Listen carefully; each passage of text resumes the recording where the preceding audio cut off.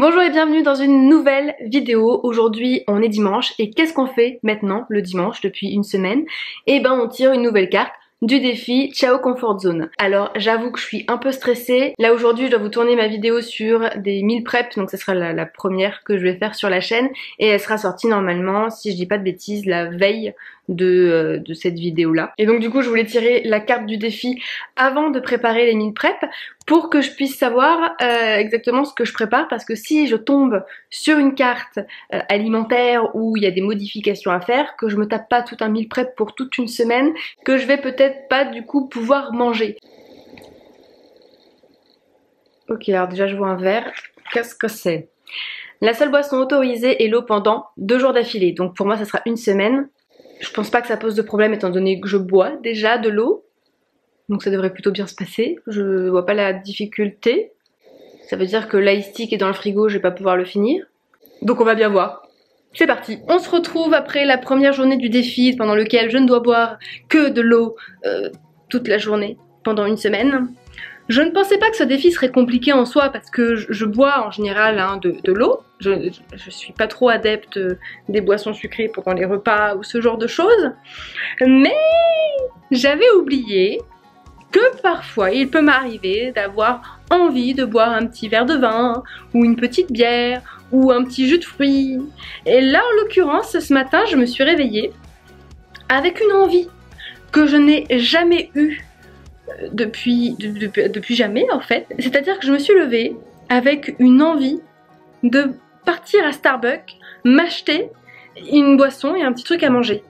Chose qui ne m'est jamais arrivée depuis que Starbucks est arrivé à côté du travail en fait. Pourquoi ce matin précisément, alors que je n'ai pas le droit de boire autre chose que de l'eau, pourquoi est-ce que là j'ai envie de m'acheter un truc à Starbucks? Parce que j'en ai eu conscience qu'une fois que j'ai pris ma douche et cette envie est arrivée au réveil.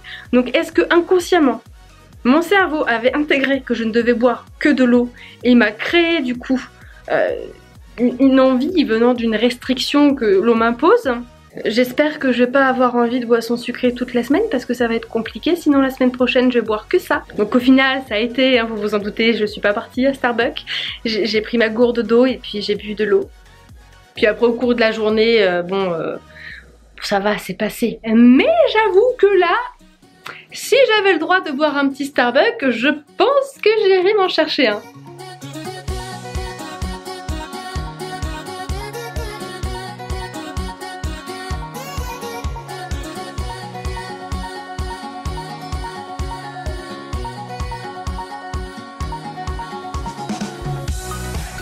On est le samedi 7 mars et comme tous les samedis, je fais un point avec vous sur le défi de la semaine Ciao Comfort Zone, et en l'occurrence cette semaine, il s'agissait du défi de ne boire que de l'eau toute la journée pendant une semaine. Alors normalement c'était 2 jours, personnellement je me suis mis sur une semaine. Je me suis dit que tout allait très bien se passer parce que je bois déjà principalement que de l'eau, et là, surprise, comme vous avez pu le voir, dès le premier jour où j'ai commencé le défi, j'ai eu envie de boire autre chose que de l'eau, ce qui ne m'arrive en soi pratiquement jamais.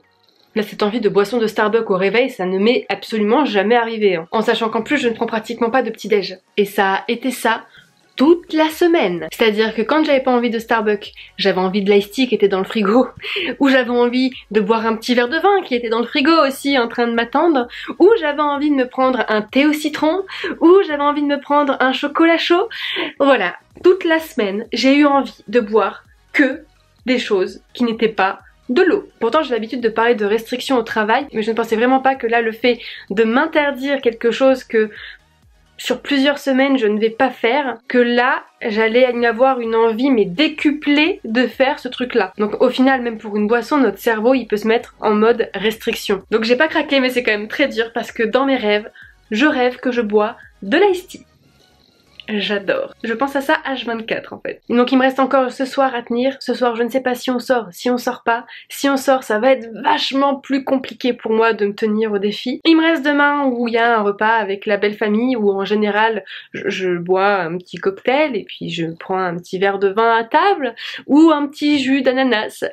Heureusement on est à la fin de la semaine. Lundi on change de défi. Il va falloir que je prévoie des boissons sucrées pour la semaine prochaine parce que là je vais être dans une phase de compensation. Donc voilà pour le bilan de ce défi. Je pensais honnêtement que ça serait vachement plus simple à mettre en place et contre toute attente, ça s'est avéré au final vachement plus compliqué que le premier défi qui était de se lever 1 heure plus tôt que d'habitude. Si vous aimez ce nouveau format de vidéo, n'hésitez pas comme d'habitude à liker la vidéo, la partager, vous abonner si c'est toujours pas fait et puis j'aimerais bien savoir aussi s'il y a des personnes qui ont décidé de faire le défi en même temps que moi parce que j'ai vu qu'il y en avait quand même qui étaient un peu frileux. Bande de lâcheurs. Je laisse cette vidéo ici et puis on se revoit demain comme d'habitude dans une nouvelle vidéo.